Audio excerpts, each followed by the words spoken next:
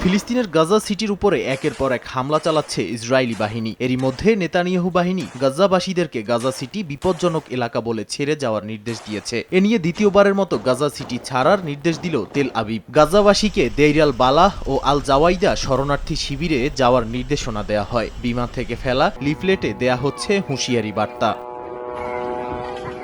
এদিকে গাজা সিটির আল তোহা এলাকায় ইসরায়েলি হামলায় হতাহত হয়েছেন বহু মানুষ। এছাড়া সুজাইয়াহ এলাকায় ব্যাপক ধ্বংসযজ্ঞ চালানোর পর সেনা প্রত্যাহার করেছে নেতানিয়াহু প্রশাসন। এরই মধ্যে ইসরায়েলে ৫০০ টন বিস্ফোরক পাঠানোর সিদ্ধান্ত নিয়েছে যুক্তরাষ্ট্র। তাদের পক্ষ থেকে জানানো হয়, গাজাবাসীদের উপর ব্যবহারের বিষয়টি মাথায় রেখে ২০০০ টনের বদলে ৫০০ টন পাঠানো হবে। নগদের কাছে সব গ্রাহকই প্রিয়, তাই তো সারা দেশে ক্যাশ আউট চার্জ সবচেয়ে কম।